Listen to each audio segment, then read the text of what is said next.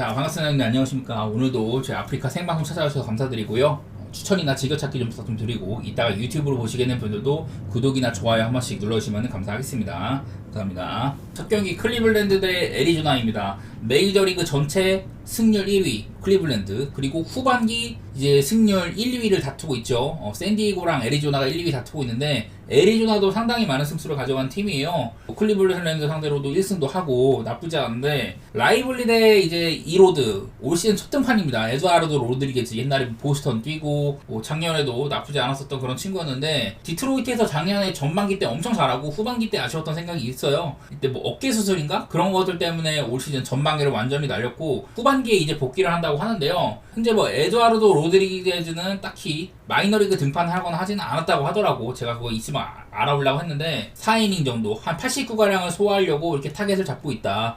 아무래도 에드와르드 로드리게즈가 오늘 첫 경기부터 상대를 제압하는 피칭을 해줄 거다?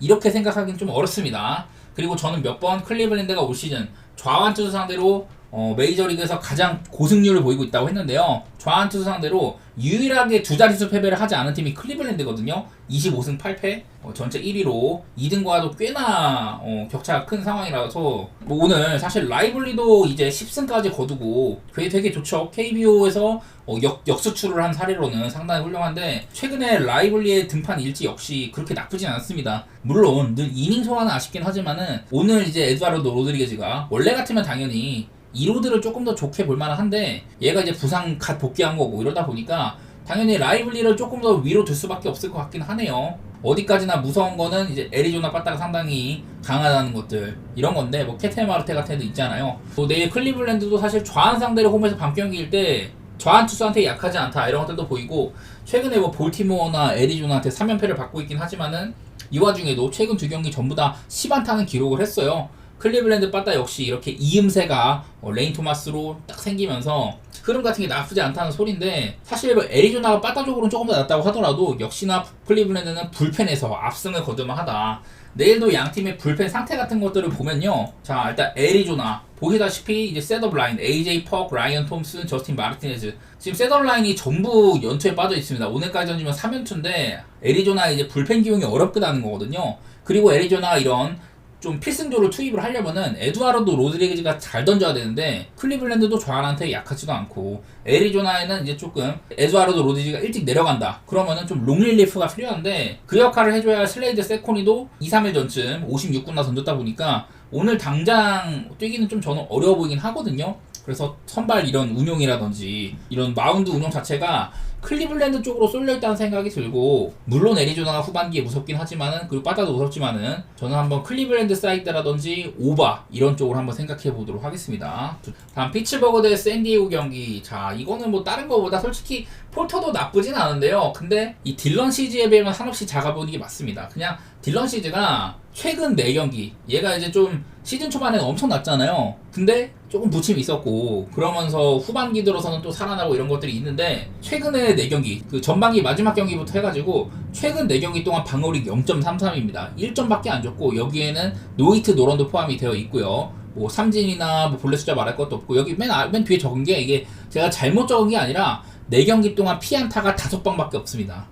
뭐 직전 경기 때 3피안타 맞아가지고 뭐 1실점도 내주고 이닝 소화도 조금 아쉽게 없긴 하지만은, 딜런 시즌은 지금 전체 이 내셔널리그에서 사이영 한 3위 주자로 평가를 받고 있어요. 아무래도 지금 아메리칸 리그는 그 타릭 스쿠발, 내셔널리그는 크리스 세일로 조금 굳어지는 분위기인 것 같긴 한데, 어쨌든 시즈도 전반기 때 상당히 좋을 때가 있었고 살짝 부침이 있었지만은, 요즘 활약을 바탕으로 다시금 리그에서도 손꼽히는 소수로 거둔다고 있는 중이다, 이런 흐름이거든요. 그리고 뭐 샌디에고도 원래 제가 이제 빠따가 좀 의심이 간다 이랬었는데, 이제 한 2경기 정도 못 치다가 직전 경기 때 뭐 12안타 3홈런 치기도 하고, 잘 치는 기간도 꽤 길고, 그러다가 확 무너지면 좀 못하는 기간도 한 대여섯 경기 정도 돼요. 근데 뭐 지금은 현재까지는 그런 흐름까지는 안 보인다. 내일 뭐 샌디에고 타선이 이 베일리 폴터한테 갑작스럽게 고전한다거나 이러면 문제가 될 수는 있는데, 저는 이 경기는 샌디 사이드로 접근하는 게 정상적으로 보이네요. 마이애미 대 신시내티 경기, 이 경기 일단 7.5를 줬습니다. 그래서 오바 배당도 좀 낮은 편인데, 일단 뭐 막스 마이어는 이제 다시 콜업이 됐었죠. 원래 이제 올 시즌 한 4월 달쯤에 3경기 정도 뛰어가지고 괜찮았는데, 그러다가 마이너리그로 내려보내고 뭐 마이너리그 괜찮게 하길래, 그리고 마이애미가 좀 이제 좀 애들도 많이 팔다 보니까 부상도 많고 선발 운용을 해야겠다 싶어가지고 재콜업을 했는데, 콜업하고 나서 미러키한테 4이닝 3실점, 에틀한테 5이닝 4실점, 두 경기 동안 홈런을 4방을 맞았어요. 홈런이 조금 문제가 될 수 있다 이런 건데, 무튼 이 마이어의 활약 자체, 지금 최근 활약은 이런 방어율보다도 오히려 안 좋은 모습이라고 할 수가 있다 이런 와중인데요. 자, 신시내티 닉 로도로는 별로 할 말이 없습니다. 얘가 괜찮았던 구간도 있었는데 요즘에는 오르내림이 워낙 심해요. 직전 경기도 컵스한테 5.2이닝 동안 8실점 하면서 안 좋은 모습 보여주기도 하고, 그전에도 대충 이제 이닝 소화도 살짝 흔들리고 좀 한 6이닝 던져도 실점이 4점 정도 준다거나 막 이렇게 주는 경기들이 좀 있어서 이제 좀 꾸준함은 없다 그런 식으로 살펴봐야 될 것 같고요. 제가 아까 마이어의 피홈런 스탯을 말했는데 신시내티가 최근 3경기 동안 홈런을 10개를 까고 있거든요. 저는 뭐 여러 차례 신시내티의 홈구장은 뭐 홈런이 많이 터진다 이랬는데, 오늘은 이제 뭐 홈구장도 아니야, 론디포 파크. 근데 어제 신시내티가 15안타 4홈런 갈겨 줬잖아요. 사실 뭐 무뇨즈나 마이어나, 사실 무뇨즈는 볼넷도 많고 홈런도 많은 선수긴 한데, 마이어는 그냥 콜업 이후에 미러키나 애틀랜타한테 홈런 많이 맞고, 글쎄 뭐 좋은 운영을 기대하기는 쉽지는 않다고 생각이 됩니다. 신시내티가 그만큼 빡센 상대이기도 하고, 신시내티는 안 풀리면 발야구도 가능하니까. 그런 점들 때문에 저는 뭐 선발도 사실 로돌로가 크게 떨어질 건 없다고 보고요. 오바 7.5를 준 게 조금 의아하다 이런 생각들 해보도록 하겠습니다. 다음 워싱턴 대 샌프란시스코 경기, 맥켄지 고어랑 이제 그 헤이든 버드송이 붙는데, 맥켄지 고어가 이제 완전 단물이 빠졌어요. 얘가 이제 4월 달에 3.12, 5월 달에 2.76으로 올 시즌은 비로소 이제 좀 브레이크아웃이 나오나, 맥켄지 고어가 원래 받던 기대치를 드디어 폭발을 시키겠구나 이랬는데, 그 이후에 6월 달 5.13, 7월 달 8.27, 그리고 8월 달에 시작도 안 좋습니다. 최근 들어서 안 좋다는 거고, 요즘에 보면은 맥켄지 오거가 다시 또 볼넷도 많이 주고, 원래 이 친구의 문제점처럼 볼넷도 많이 주고, 또 장점이었던 삼진도 그렇게 많이는 못 잡아요. 4월 달에만 26이닝에 31개, 5월 달에 32.2이닝을 41개로 엄청 많이 잡았는데, 그 이후에 6월 달에는 그냥 이닝이랑 비슷한 수준 이렇게밖에 못해. 요즘 들어서는 맥켄지 오거가 본인의 장점도 제대로 가져가지 못하고 단점만 부각되고 있다 이런 얘기들을 할 만한 것 같고요. 반면에 헤이든 버드송은 그 6월 말에 콜업이 됐잖아요. 지금 6경기 동안 2.97 정도로 나름대로 지금 상당히 잘하고 있습니다. 직전 두 경기 동안 모두 콜로라도긴 했어도 6이닝 12K, 5이닝 8K 이런 식으로 본인의 강력한 이런 구위 같은 것들도 뽐내고 있는 중이고, 개인적으로는 요즘에 분위기도 버드송이 밀릴 건 없다고 봐요. 원래 뭐 포텐셜이나 이런 것들은 고어가 높게 평가를 받았는데, 그냥 시즌 초반에 좋다가 요즘에 안 좋기도 하고, 딱히 고어를 높게 칠 이유는 별로 없어 보이긴 합니다. 그런 와중에 빠따도, 물론 워싱턴이 못 치진 않거든요. 제가 이런 얘기들을 종종 들었는데 최근 10경기 뭐 2할 8푼 4리에요. 근데 최근 두 경기는 또 9안타 6안타에 그쳤다. 이 와중에 샌프란시스코 10경기 동안 2할 6푼 3리, 10경기 8승 2패 뭐 이런 식으로 괜찮게 하기도 하고, 특히나 샌프는 피츠제럴드가 지금 너무 미쳐있어가지고 워싱턴에는 딱히 구심점이 크게 안 보이는 반면, 요즘에 에이브람스도 못하죠.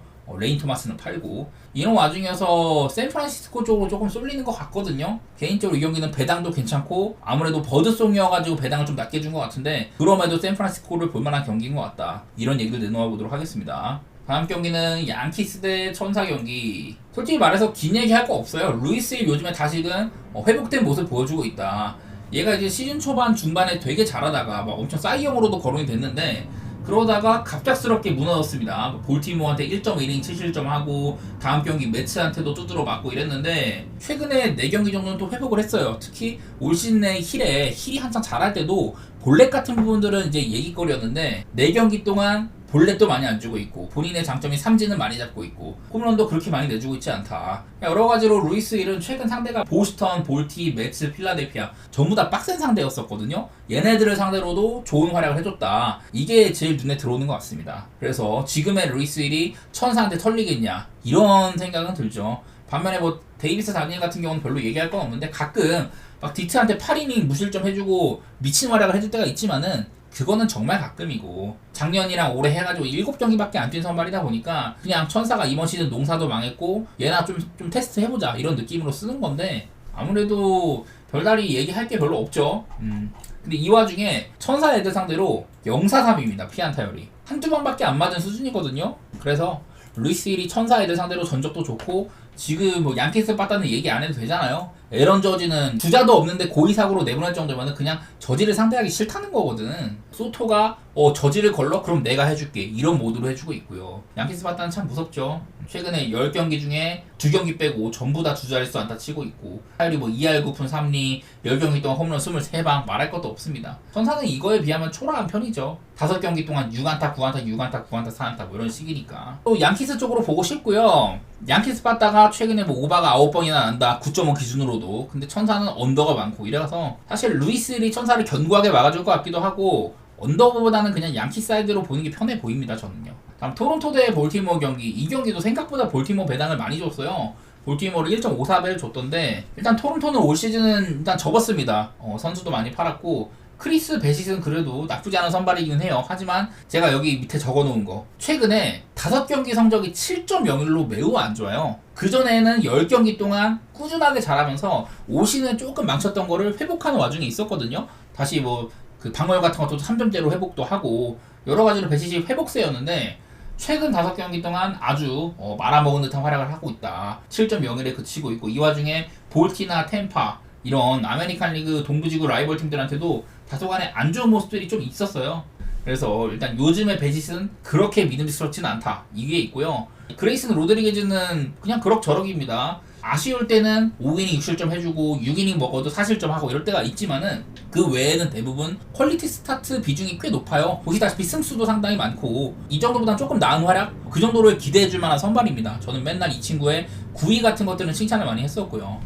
그리고 이 와중에 이 크리스 베시시 볼티모어들 상대로는 굉장히 약하다고 하거든요. 그레이슨 로드리게즈도 피안 타율이 3할이 풀리로 좋지는 않지만은 그나마 이런 피장 타율이 낮아가지고 뭐 이런 스탯 같은 것들은 좋게 찍힌다. 하지만 크리스 베시는요 피안 타율이 4할이거든요. 4할. 볼티모어 애들을 만났다 하면 처음 만난다는 소리야. 76번이나 만나는데 이래서 베시시 안 그래도 요즘 폼이 안 좋은데 지금 볼티모어는 2경기 연속으로 뭐 15안타 까고 있고 홈런 숫자가 조금 아쉬워도 다시 빠따는 상승세에 있거든요. 10경기 타율 뭐 2할 9푼 2 이렇게 치고 있어가지고 볼티 쪽으로 보고 오바 쪽으로 보는 게 제일 좋아 보입니다. 그런 식으로 접근해 보도록 할게요. 다시금 볼티모어가 요즘의 화력을 바탕으로 OPS 1등 자리를 되찾았어요. 자, 그리고 애틀랜타 대 미러키 경기. 이 경기는 개인적으로 좋게 보는 경기는 아닙니다. 원래는 크리스 세일의 등판 차례였는데 브라이스 엘더가 나오더라고. 엘더는 올 시즌이 이제 뭐 이닝 소화도 46이닝밖에 안 되고 애틀랜타가 선발이 지금 로테이션이 좀 모자라요. 그래서 막 이런저런 애들 쓰고 있는데 원래 같으면은 작년에 엘더가 전반기 때는 애틀랜타에서 가장 폼이 좋았었거든요. 그러다가 후반기에는 슬라이더도 망치고 하면서 나락의 길을 걸었다 이랬었는데 올 시즌도 이런 뭐 부상 등의 이슈로 이닝도 소화도 얼마 못했고 좋은 모습이 아닙니다. 방울도 그렇고요. 엘더는 딱히 합격점을 주기가 어렵다. 이런 얘기를 들어야 될 것 같고 콜린 레아는 그냥 그럭저럭이에요. 보시다시피 승수도 꽤 많고 방울도 상당히 준수합니다. 뭐 이에 반해서 특별히 엄청 잘 보이거나 그런 것들은 없어. 평소에도 이닝을 많이 먹어준 스타일도 아니고 6이닝 소화도 좀 힘들어 하거든요. 그래서 콜린 레아나 엘더 두 투수가 나오는 거는 그렇게 긍정적으로는 안 보입니다. 이 와중에 애틀랜타도 그렇고 미러키도 그렇고 특히 애틀랜타가 안타는 많이 없어도 홈런은 많았는데 요즘 들어서는 홈런도 자취를 감췄습니다. 이래서 이거 당분간 애틀랜타는 그냥 패스하는 게 맞겠다. 오늘 만약에 세일이었으면 애틀랜타 가는데 엘더가 나오는 애틀랜타 배당 1.61밖에 안 된다? 이러면 못 가요. 이 경기는 패스하도록 하겠습니다. 세인트루이스 대 템파베이 경기. 소니 그레이랑 제프리 스프링스가 붙는데요. 사실 소니 그레이는 진짜 좀 실망스럽습니다. 작년에는 뭐 미네소타에서 아메리칸 리그 사이영 2위 수상도 하고 방울도 매우 훌륭하고 그랬는데 올 시즌 초반에 세인트루이스로 이적하고 나서 초반에는 잘했거든요. 그러다가 점점 가면 갈수록 실망스러운 활약이 있었고 방울도 크게 많이 뛰었고요. 요즘에 좀 못하다가 직전 경기 때는 근데 또 컵스 상대로 7이닝 2실점을 했어. 사실 뭐 작년에 비해서 뭐 피홈런도 조금 페이스가 안 좋기도 하고 삼진 같은 거 괜찮고 볼넷 많이 안 주고 나아진 점도 있는데 그냥 요즘에 실점 페이스 자체가 좋지는 않습니다. 제프리 스페닉스는 직전 경기가 복귀 등판이었었죠. 수술 이후로 첫 등판이었는데 3.2이닝밖에 소화를 안 했고 피홈런 한방 안타 6방 쳐맞으면서 안 좋은 활약을 했습니다. 3.2이닝 2실점을 했는데 얘가 이제 옛날에도 구속이 빠른 타입이 아니었어요. 한 92마일 정도밖에 안 나왔는데 그냥 마이너리그에서도 그럭저럭 하길래 선발로 복귀를 했다. 근데 첫 경기에서는 평균 구속이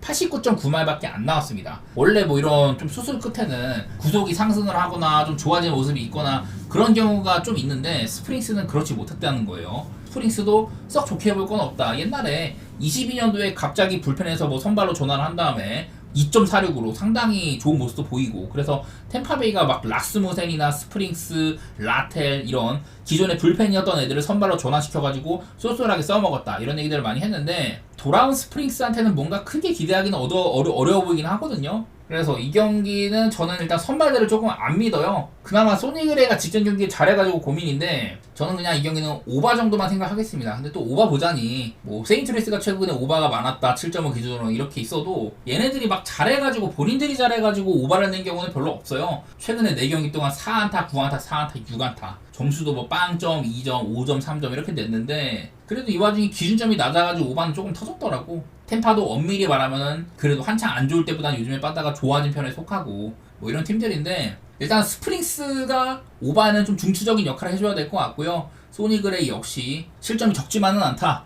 이런 것들 바탕으로 저는 오바 정도 생각해 보도록 하겠습니다. 다음 텍사스 대 휴스턴 경기, 타일러 말리 복귀한 투수입니다. 오늘 이제 타일러 말리라든지 아까 에드와르 로드리게즈 이렇게 복귀한 투수들이 몇 명 있는데, 얘도 이제 토미존 수술 이후로 그럭저럭이더라고. 그리고 이제 타겟 피칭 자체도 한 89 정도, 그렇게 많은 이닝을 소화를 하진 않을 거다, 이 정도로만 얘기가 되고 있어요. 마이너리그 활약 자체는 나쁘지 않았다고 하는데, 옛날에도 뭐 타일러 말리가 뭐 신시내티 시절이나 이럴 때도 뭐 엄청 잘하는 투수까지는 아니었어서 기대치가 높지는 않습니다. 선발이 부족하기도 하고 그래서 올려 쓴 것 같은데, 무튼 오늘은 이닝 소화도 많이 안 할 거고 이런 뭐 구속이나 이런 드라마틱한 변화도 없다, 높은 기대치를 가지지는 않는데, 반면에 이제 제가 발데즈 같은 경우에는요, 저번에도 다저스 전에 갑자기 구속이 상승을 했다. 올 시즌에 원래는 작년이나 뭐 재작년 대비 싱커의 구속이 크게 하락을 했다는 소리를 했잖아요. 원래는 95마일가량 나오다가 올 시즌에는 94마일도 못 찍는다, 1.5마일가량 하락을 했다고 했는데, 갑자기 다저스 전부터 구속이 잘 나오기 시작을 하더니 직전 경기도 구속이 평균적으로 한 95마일가량 나왔습니다.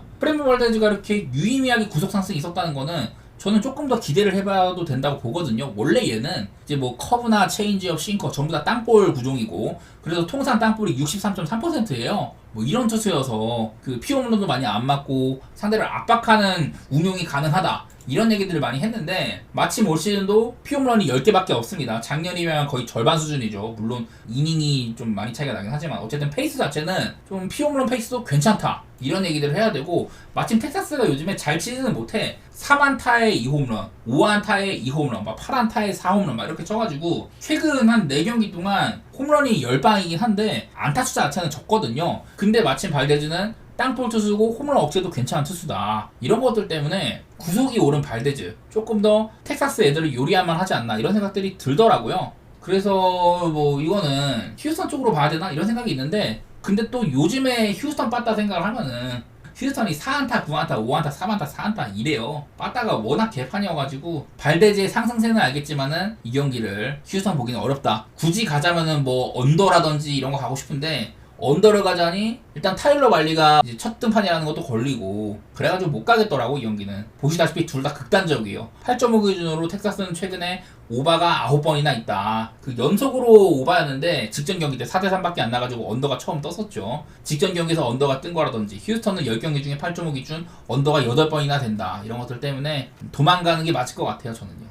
다음으로 시카고 컵스 대 미네소타 경기. 올 시즌 메이저리그에서 정말 오랜만에 6.5 기준점을 보는 것 같아요. 뭐 이마나가랑 로페즈가 붙는다. 사실 이마나가 요즘에 괜찮긴 합니다. 근데 그렇다고 실점이 아주 적지도 않아요. 그리고 파블로 로페즈, 여기 적은 것처럼 최근 4경기 동안은 페이스 자체가 괜찮은 편에 있다, 이거는 맞는 말이야. 그리고 이 4경기 뿐만 아니라 그 전에 한번 휴스턴한테 5이닝 동안 6실점으로 고생한 적이 있는데, 그 전에도 한 2-3경기 정도 꾸준히 잘했었거든요. 그래서 엄밀히 말하면 로페즈는 최근에 한 7, 8경기 정도는 잘하고 있는 편에 속한다. 로페즈의 기세 자체는 괜찮고, 이마나가도 한창 안 좋았던 시절을 뒤로 하고 요즘에는 그럭저럭 해주는 편에 있다, 이런 건데, 근데 나는 선발 투수들의 상태를 생각했을 때는 6.5까지는 아닌 것 같거든? 이거를 6.5를 줄 이유는 별로 없어 보여요. 6.5 기준으로도 오바가 막 1.82배 이렇게 되던데, 그래서 혹시나 이게 바람의 상태, 자 뭐 이렇게 있어요. 보니까 안쪽으로 많이 분다고 하더라고. 경기를 할 때쯤에는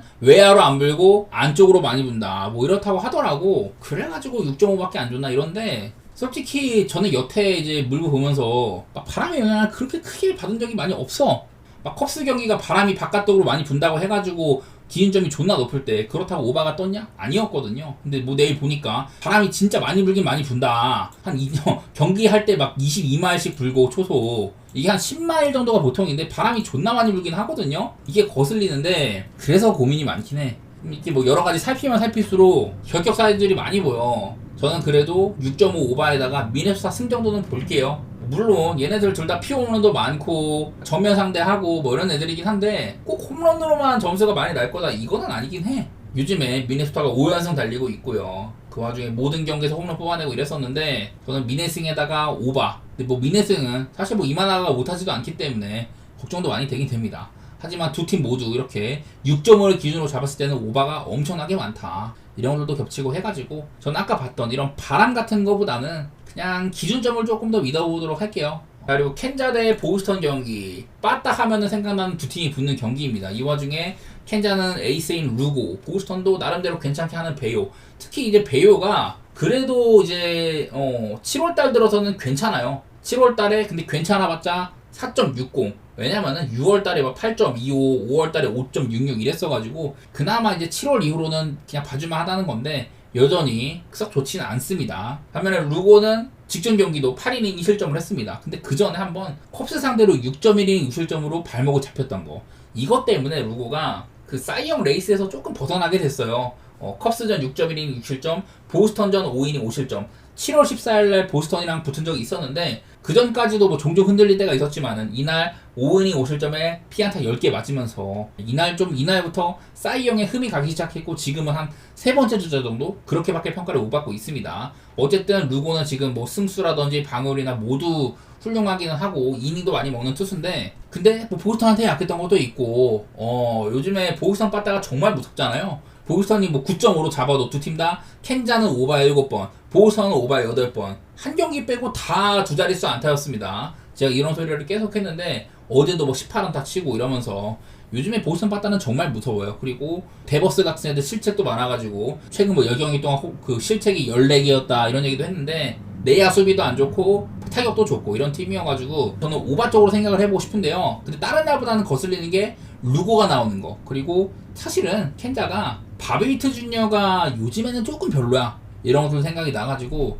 저는 오바를 봐야 될 것 같기는 해요. 그러긴 한데 루고가 예를 들어 호투를 한다. 그러면 또 어떻게 될지 모른다. 이런 생각은 들더라고요. 사실 난 좀 보스턴의 역배 같은 것도 생각을 해볼까 하다가 그냥 오바 정도만 생각 좀 해볼게요. 다음 경기는 콜로라도 대 매치 경기입니다. 카이 프리랜드랑 세베리노가 붙는데 프리랜드가 저번 경기 때 엄청 못했어요. 샌프란시스코 상대로 4이닝 6실점, 홈도 아니고 투수 친화적인 구장인 샌프란시스코 구장에서 4이닝 6실점을 했거든요. 그래서 이 새끼가 그 복귀하고 나서는 되게 잘했는데 얘를 어떻게 해야 되나 하다가 제가 직전 경기에 한 번 더 믿어보겠다고 했었어요. 근데 그 경기에서 천사한테 7이닝 동안 1실점 해주면서 다시금 프리랜드가 보답을 좀 해주긴 했습니다. 저는 요즘에 프리랜드가 이제 복귀하고 나서 6이닝 무실점, 6.2이닝 2실점, 7이닝 2실점, 6.2이닝 2실점, 6이닝 3실점 존나 잘하다가 그냥 한 번 자빠진 거예요. 4이닝 6실점으로. 그러고 나서 7이닝 2실점으로 회복하기도 하고 올 시즌에 이제 홈에서는 1.88 이상하게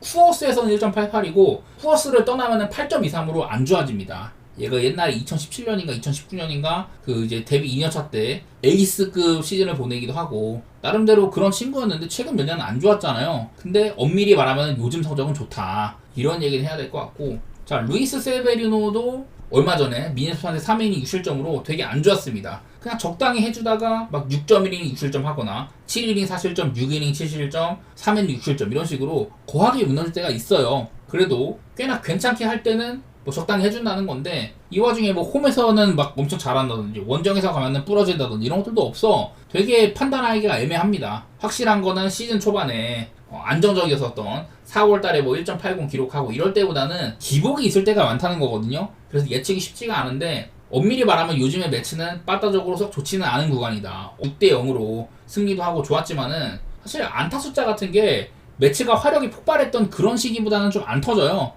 매치도 한창 이제 빠따 폭발할 때는 OPS 한 17등 이러다가 한 6등까지 올라가고 그랬는데 요즘에는 그냥 그럭저럭입니다. 홈런 숫자도 별로 안 많고 이래서 오늘 경기가 이제 쿠어스라는 게 좀 거슬리기는 해요. 그래도 저는 이 경기 프리랜드를 조금 믿는 차원에서 한 번 더 좋은 활약을 기대해 보도록 하고 11.5 기준 언더라든지 두 팀 다 11.5 기준으로 언더가 상당히 많습니다. 언더라든지 뭐 콜로라도의 프렌 이런 쪽으로 볼게요. 콜로라도가 최근 10경기는 타율이 1할 8푼 9리밖에 안 돼. 근데 전부 다 원정이었습니다. 계속해서 원정 게임을 뛰다가 이제 홈으로 돌아오는 거기도 하고, 콜로라도의 프렌이라든지 언더 쪽으로 생각해 보도록 할게요. 저는요. 내일은 특히 콜로라도가 우한 상대로 홈에서 밤경기, 얘네들의 여러 가지 이런 스플릿 컨디션 오피스 중에 가장 잘 칠 때가 베이스가 된다. 컨디션 오피스상으로 둘 다 엄청 잘 칠 거라고 하는데, 그래도 한번 언더에다가 콜로 프렌 볼게요. 선발 투수 생각해가지고. 오클랜드 대 화삭 경기, 제가 어제 이 경기 때문에 상처를 입었습니다. 솔직히 말해서 손이 많이 안 가요. 저는 뭐 얘기했던 게, 오클랜드는 홈런 큰 거 한 방이 있고, 화삭은 이 새끼들이 지금 21연패잖아요. 2연패만 더 하면은, 오클랜드와의 시리즈에서 수입을 당하면은, 그러면 메이저리그 역대 최다 연패 기록 타이가 됩니다. 이게 필라델피아가 옛날에 세운 기록이라고 하는데, 메이저리그의 이런 130년이 넘는 역사 동안 화삭이 그런 기록에 근접하고 있어요. 21세기 최다 연패는 이미 기록을 수립을 했고, 이런 와중이어가지고 내일은 그나마 조나단 캐논, 그래도 봐줄만한 선발이 나오긴 해. 지금 플렉센이나 뭐 이런 애들이랑 더불어서 그나마 화삭에서 기대해볼 만한 선발이기는 해요. 오클랜드의 스트리플린도 이제 복귀한 지 얼마 안 됐고, 복귀한 지 한 이제 2달 동안 결장했다가 복귀한 지 2경기밖에 안 됐죠. 그래서 내일은 화삭이 꽤나 노릴만 하고, 경기를 보면은 화삭 경기에서 막 관중들이 피켓 들고 있어. 오늘은 제발 이겨달라. 막 이런 피켓 들고 있단 말이야. 그래서 화삭 애들이 좀 어떻게든 이겨먹어보려고 열심히는 하거든요. 근데 존나 못해서 그래. 제가 어제 이런 화이트삭스 애들이 연패 탈출에 대한 의지, 이런 것들 약간 좀 감정적인 부분에 조명을 했다가 그냥 언더가 났거든요. 물론 내일은 스티플링 시어스만큼 해줄 것 같지는 않다. 조나단 캐논 오늘 나온 신출내기 선발보다는 잘할 거다. 뭐 이런 생각들이 있기는 한데, 그냥 지금 화삭 게임은요, 멀리서 관망하는 게 맞는 것 같습니다. 저는 그냥 조금 더 거리를 두도록 할게요. 21연패 중이긴 한데, 최근 몇 년을 살펴봐도 화삭만큼 못하는 팀들은 많았어요, 꽤. 이 메이저리그 130년의 역사 동안 가장 긴 연패 기록을 과연 이번 시즌에 화삭이 세울 거냐, 이거는 꽤나 내다보기 힘든 문제입니다. 지금의 화삭이 메이저리그 130년이 넘는 역사 동안 가장 약한 그런 팀일 것이냐, 이거는 장담하기 힘들거든요. 저는 그냥 이거는 도망가도록 하겠습니다. 다음 시애틀 대 디트로이트 경기, 이것도 별로 할 말은 없어요. 그냥 홈에서 시애틀이 경기를 하고 카스티오가 나오네. 카스티오 최근 5경기 동안 활약이 매우 좋은 편에 속하네. 올 시즌 방어율도 다른 때보다는 약간 아쉬운 면이 있는데, 최근 활약 자체는 1.99로 괜찮고, 뭐 이런 특별히 큰 리스크도 없다더라. 그냥 이런 게 보이죠. 홈에서는 올 시즌 2.82, 원정 4.14로 뭐 이런 시애틀의 홈구장, 투수한테 굉장히 유리한 구장을 잘 이용한 선수이기도 하고, 지난 몇 년 동안 카시오는 꾸준하게 잘했어요. 리그에서도 손꼽히는 안정감 있는 선발 투수였었고, 카이데르 몬테로는 올 시즌이 뒤에 데뷔 시즌인데, 뭐 요즘에는 이닝을 잘 먹을 때가 있습니다. 뭐 7이닝 먹고 4실점 하고 이럴 때가 있지만은, 일단 디트로이트의 빠따가 많이 못 도와주죠. 디트로이트가 그나마 이제 최근 2경기는 11안타, 9안타 치면서 괜찮아졌는데, 최근 10경기 이런 게 포함돼도 2할이 안 돼요, 타율이. 반면에 시애틀도 좀 살아났던 구간이 있었는데, 최근 4경기 7안타, 9안타, 8안타, 3안타 이래가지고 둘 다 빠따는 별로 못 치는데, 그래도 선발에 요새는 카스티오를 봐줘야 된다. 이 디트로이트 애들한테도 카스티오가 괜찮았다고는 하더라고요. 피안타율 같은 게 2할 9리 정도로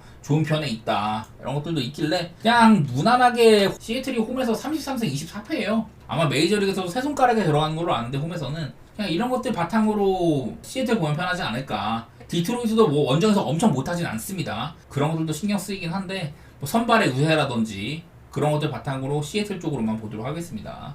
자, 이제 마지막으로 이제 다저스 대 필라델피아 경기. 내일은 커쇼랑 산체스가 붙는데요. 커쇼는 제가 저번에 이제 복귀한 지 얼마 안 됐죠. 저저번 경기 샌프전 4이닝 2실점, 직전 샌디에고전 3.2이닝 7실점, 이렇게 2경기가 그 커쇼가 복귀하고 난 이후의 성적입니다. 보시다시피 되게 안 좋아요. 그리고 구속도 안 나온다. 마이너리그에서 담금질을 했는데 구속도 안 나오고 4회부터 급격하게 떨어지는 모습이 보인다. 정상분 상태가 아니라는 소리거든요. 지금 그래가지고 최근에 샌프나 샌디 같은 지구내 라이벌 팀들한테도 고전을 했는데, 필라델피아도 상당히 까다로운 상태는 맞잖아요. 그래서 내일도 커쇼가 고전할 가능성이 조금 있다는 거고, 그리고 이제 산체스도요, 올 시즌의 활약은 되게 좋았었어 원래. 근데 하필이면 지금이 올 시즌 중에 가장 안 좋은 구간에 있다. 산체스가 최근 5경기 동안 성적이 이렇습니다. 6.59에다가 홈런 3방 맞고 있는데, 저는 맨날 올 시즌에 산체스가 피홈런이 4방밖에 없다, 어마어마한 땅볼 투수인데, 최근에 5경기 동안 피홈런이 3방이에요. 올 시즌 맞은 홈런의 75%를 최근 5경기에 몰아맞고 있다, 뭐 이런 얘기거든요.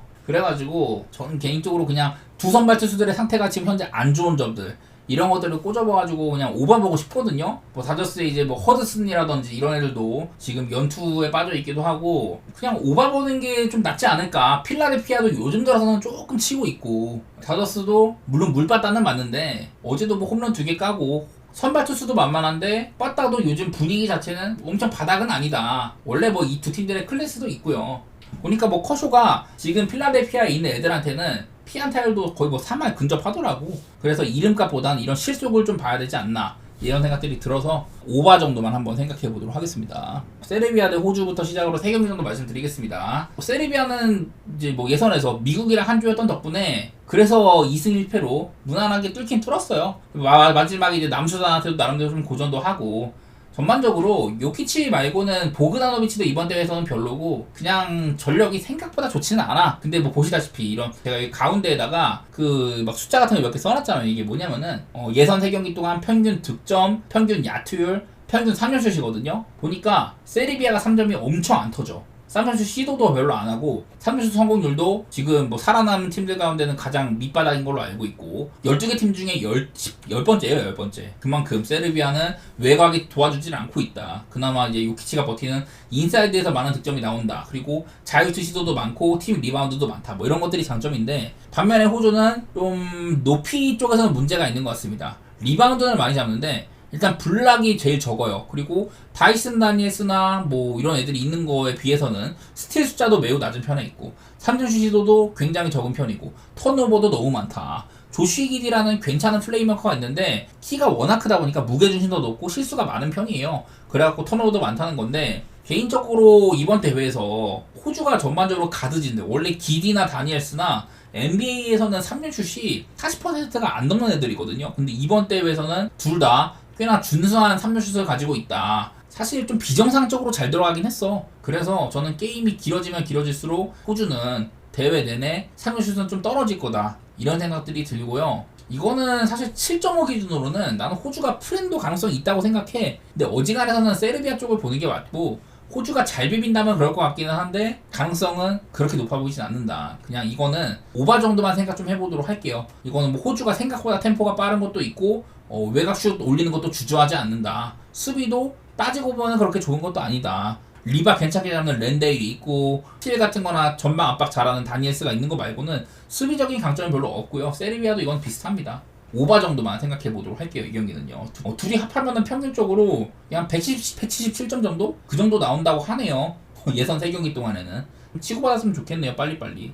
다음 이제 프랑스 대 캐나다 경기. 개최국인 프랑스인데 프랑스의 문제는 명확합니다. 스트라데이랑 포니에, 물론 포니에가 NBA에서 굉장히 오랫동안 뛰었지만은 최근에 한 2년 정도는 거의 자리가 없었어요.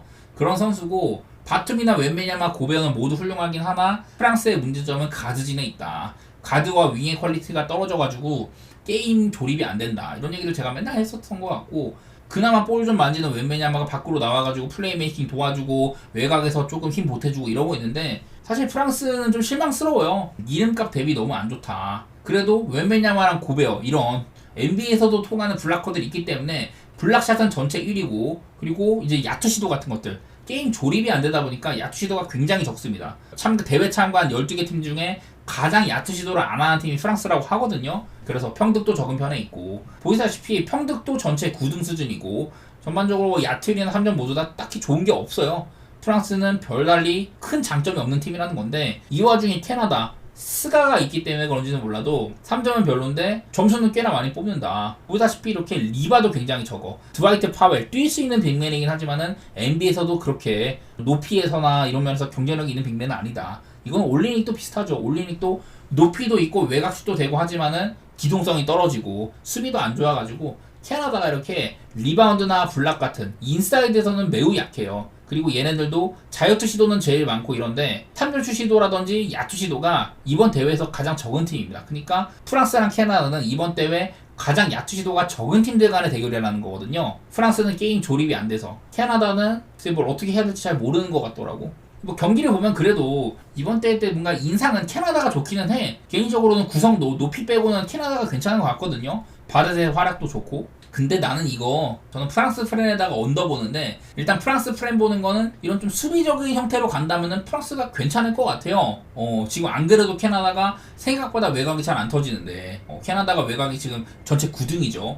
이런 와중에 좀 인사이드 수비가 두터운 고베어나 좀 범용성 있는 수비에 웬벤야마, 훌륭한 수비에 바툼, 이런 애들이 있어가지고 저는 뭐 언더 같은 거라든지 프랑스의 프렌 좀 끈적끈적한 경기, 이런 생각이 나더라고요. 이거는 뭐 프랑스가 홈팀이라는 것도 생각도 해야 될 것 같고, 프랑스가 여태 그 예선에서도 좀 쉬운 상대들이었잖아요. 브라질, 일본, 독일이었나? 하여튼 프랑스가 예선에서 조금 별로였었고 그랬는데, 확실한 건 홈콜도 조금 있어. 저는 프랑스의 프렌 내지 언더, 원래 프랑스가 이번 대회 때 메달권의 기대치를 받았던 걸로 생각을 하면은 저는 7.5는 좀 과하다고 보거든요. 프랑스 편에다가 언더, 이렇게 생각 좀 해보겠습니다. 자, 이거 마지막으로 브라질 대 미국인데요. 브라질도 보면은 후에르타스, 귀산토스, 뭐 카보클로, 이런 애들 전부 다 NBA 리거 출신입니다. 뭐 이 중에서는 중추적인 활약을 했었던 이런 애들은 별로 없기는 한데, 기록상으로는 3점 슛이 지금 전체 1등으로 돼 있어요. 45.3%로 미국보다도 높은 3점 성공률을 가지고 있다, 이렇게 돼 있는데, 이게 3경기밖에 안 했고 이 중에 일본전에 28개 중에 16개를 꽂았거든요. 이런 게 껴있다 보니까 브라질이 좀 이상하게 3점슛이 좀 고평가를 받고 있더라고. 그래서 안 그래도 이렇게 카폴로 같이 높이가 그렇게 높은 선수는 아니에요. 한 206인가? 좀 팔이 길고 그런 건 있는데, 높이도 그렇게 높은 편도 아니어가지고 블락샷이나 뭐 리바운드나 이런 면에서 딱히 큰 강점이 있지 않은 브라질이다. 그래서 만약에 오늘 브라질이 미국 상대로 선전을 하려면은 외곽슛에서 뭔가 되는 거 말고는 없어 보이거든요. 그리고 이제는 미국이 토너먼트, 한 경기 한 경기가 중요한 토너먼트에 좀 들어가다 보니까 마지막 경기 때는 할러데이는 아예 빼주기도 하고, 할러데이가 아마 발목 쪽에 문제가 있다고 들었는데, 그 3차전 때는 미국이 선발 라인업 5명을 다 보냈으면은 얘네들 바꿀 때 5명을 다 빼줘요. 이런 식으로 계속해서 운영을 했는데, 그거는 엄밀히 말하면 좀 가볍게 임한 거거든. 푸에르토리코가 쉬운 상대이기도 하고. 그래서 미국이 조금 쉽게 했다. 근데 이제는 토너먼트, 한 경기만 자빠져도 탈락할 수 있는 토너먼트이기 때문에 미국이 그렇게는 안 할 것 같고, 커리나 엠베드 같이 물론 상징성이나 이름값 슈퍼스타곤 하더라도 이 대회에서는 얘네들 말고도 터져줄 애들이 되게 많잖아요. 지금 막 앤트맨 같은 애도 얼마 전에 생일이었는데 활약도 좋고, 저는 미국이 조금 집중할 만도 하다고 생각이 들어요. 보시다시피 공격면에서도 평균 득점, 야투율, 3점 모두 다 최상위권이기도 하고, 그냥 미국이 이번 대회 이미 금메달은 따놓은 수준이라고 보는데, 그거를 조금 더 명확하게 하려면은 집중해서 할 필요가 있다, 이런 생각들이 들어서 저는 미국이 브라질 상대로 대승을 거둘 거라고 생각을 하고요. 185.5면은 이 브라질을 미국이 조금 가둬놓지 않을까, 한 70점권으로 묶을만 하다고 봐가지고 언더 쪽으로도 생각 좀 해보겠습니다. 저는 미국 경기 은근히 언더를 많이 가는데, 그만큼 미국이 수비도 괜찮아요.